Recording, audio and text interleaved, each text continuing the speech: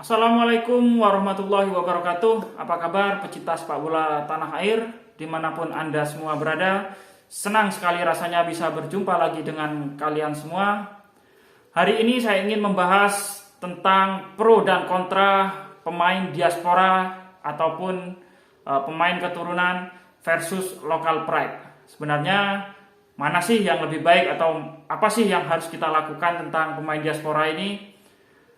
Berita terbaru bahwa Menpora Pak Dito telah menyerahkan sekitar 30 nama pemain diaspora under 17 kepada PSSI yang kaitannya akan diseleksi nantinya oleh Coach Bima Sakti, akan dilihat apakah memiliki kemampuan yang baik atau tidak dalam rangka persiapan tim nasional U17 untuk mengikuti ajang Piala Dunia under 17 November nanti. Apakah tim nasional U17 kita masih membutuhkan pemain diaspora atau cukup dengan pemain lokal saja? Bagi saya tidak ingin terjebak ke dalam perdebatan mana yang lebih baik antara diaspora atau local pride. Kita melihat secara objektif saja bahwa pembinaan usia muda di negara kita masih jauh dari kata baik.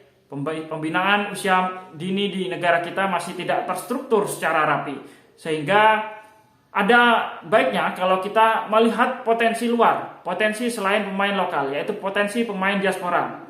Pemain diaspora yang telah tinggal di negara lain telah teridentifikasi 17 diantaranya masih memiliki paspor Indonesia. Sehingga kalau mereka memiliki kualitas yang bagus, kita tidak perlu melakukan perpindahan negara atau perpindahan federasi. Tinggal panggil saja dan kita gunakan di dalam tim nasional kita. Itu masih sah karena mereka masih berpaspor Indonesia. Sedangkan 13 nama lainnya menurut Menpora, mereka belum memiliki paspor Indonesia, tapi jika Coach Bima membutuhkan untuk tim nasional kita, PSSI dan Menpora akan siap membantu nama-nama tersebut untuk mendapatkan paspor Indonesia. Tentu pemain diaspora yang telah tinggal dan besar di negara asing, biasanya mereka mendapatkan pembinaan usia dini di negara mereka tinggal, karena mayoritas pemain diaspora kita itu banyak tinggal dari negara Belanda, ada juga yang di beberapa negara lain di Eropa, dan bahkan ada Welber ya yang sekarang tergabung di klub Brasil, kabarnya juga memiliki paspor Indonesia. Tentu mereka mendapatkan pembinaan usia muda, pembinaan usia dini yang sesuai di mana tempat negara mereka tinggal. Sedangkan negara kita, Indonesia, yang sejauh ini pembinaan usia dininya masih belum terstruktur secara rapi, tentu pasti tertinggal dengan negara-negara mereka tinggal, pemain diaspora ini tinggal. Untuk melihat itu, apakah potensi pemain diaspora kita jauh lebih baik dibandingkan pemain lokal? Tentunya Coach Bima harus memberikan kesempatan yang merata. Coach Bima harus melihat secara objektif apakah pemain lokal kita memiliki kapasitas yang sama atau lebih baik dibandingkan pemain diaspora, atau sebaliknya pemain diaspora memiliki kapasitas yang lebih baik. Saya rasa Coach Bima memiliki wewenang di sana. Coach Bima harus melihat secara objektif, menilai secara objektif siapapun dia, apapun statusnya, entah itu diaspora, pemain lokal, selama dia memiliki kapasitas yang baik, kapasitas yang cukup mumpuni untuk mengisi slot nama di tim nasional U17 nantinya, Coach Bima harus memanggil. Coach Bima harus menggunakan jasa mereka, karena mereka harus memiliki kesempatan yang sama selama mereka memiliki kualitas untuk mengisi posisi di tim nasional kita. Kita jangan terjebak dengan pemain lokal kita lebih bagus, pemain lokal kita bakatnya lebih baik. Kita jangan terjebak dengan cerita-cerita seperti itu atau narasi-narasi seperti itu. Pada faktanya atau realitasnya bahwa pembinaan kita masih amburadul. Kita juga harus melihat berbagai potensi, karena pentas yang akan kita hadapi selanjutnya adalah pentas dunia. Berbeda dengan pentas-pentas sebelumnya yang kalibernya hanya mungkin Asia Tenggara, atau kita paling jauh di level kelompok umur U17 adalah putaran final U17 beberapa waktu yang lalu yang telah diselenggarakan di Malaysia. Pada waktu itu tim nasional kita eranya adalah era angkatan Amiruddin Bagus Kafi ya, yang mampu menembus babak 8 besar dan kemudian tersingkir di babak 8 besar karena kalah dari Australia dengan skor 3-2 pada waktu itu.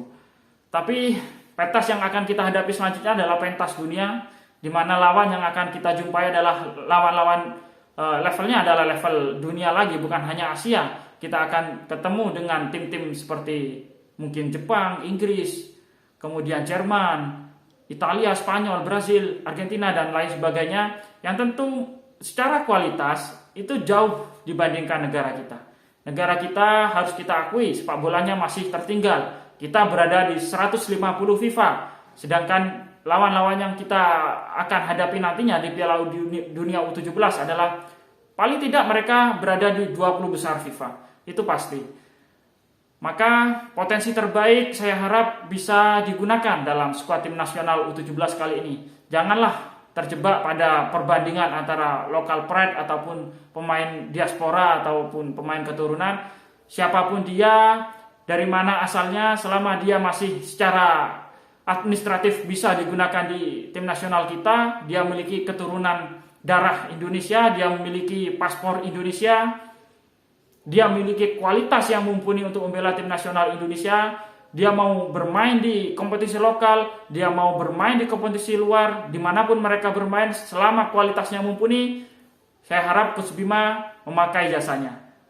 Janganlah terjebak terhadap isu-isu atau cerita-cerita tentang local pride ataupun pemain lokal lebih unggul ataupun apalah itu. Saya harap Coach Bima bisa menyusun atau menyiapkan tim nasional U17 yang terbaik.